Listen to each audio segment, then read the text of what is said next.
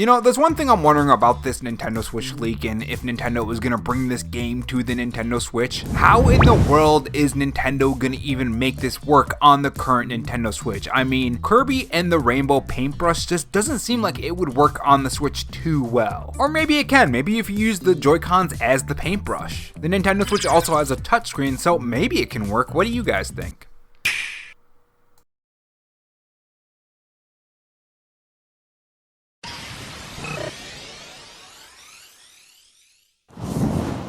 Hey guys, it's Rob here, and welcome back to the Robo Show, where we take the gaming news format that channels like Spawnwood or Arlo do, add a dash of animation and some cool editing on top to bring you your gaming news, leaks, and rumors in a fresh new way. If you're new here and want to be kept up on everything gaming, make sure you subscribe to the channel and leave a like if you enjoy the video and dislike if not, and have that notification bell on so you know when I upload.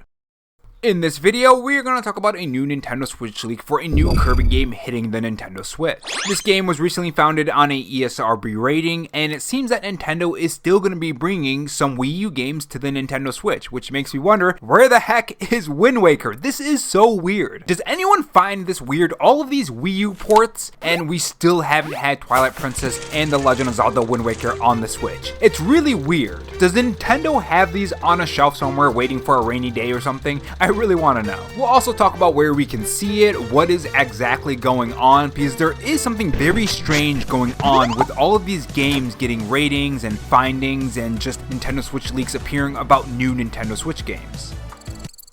So the Nintendo Switch has been doing pretty fantastic, I would say. I've been enjoying the Nintendo Switch a lot lately, actually. Although there have been some duds on the Nintendo Switch recently, a lot of the other games before Endless Ocean have been really fantastic and they've reviewed well as well. Princess Peach, we have Metroid Dread, of course, that was a while back. And then there's Pikmin 4, and then Shin Megami Tensei 5, Xenoblade Chronicles 3. Overall, the Nintendo Switch's lifespan has been pretty great. Honestly, it might be my favorite console of all time. That's might. The Nintendo 3DS and the GameCube hold a special place in my heart.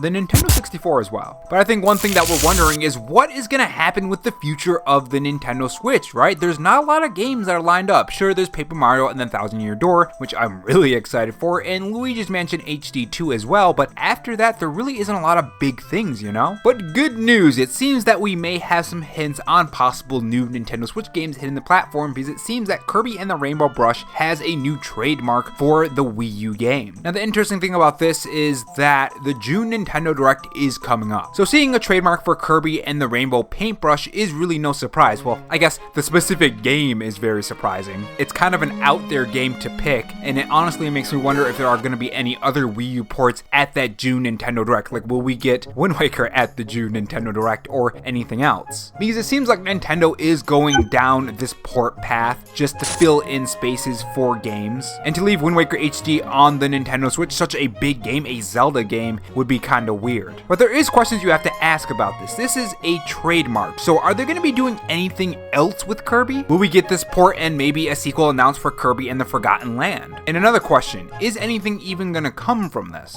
Sometimes companies do renew trademarks and they don't really do anything for them for quite a while. Now, I don't think that's what's happening here. More than likely this is going to be a Nintendo Switch port, but it is a little weird. And that's not the only weird thing that's happening. Another game has appeared as well. Should have covered this in the last video or one of the videos. I don't know which one I'm gonna release first, this one or the one about the 1990 championship, or Nintendo's World Championship NES edition, to be more specific. But that's another game that got an ESRB rating. Not a trademark, but an ESRB rating. But it shows signs that these two games are gonna be hitting the Nintendo Switch.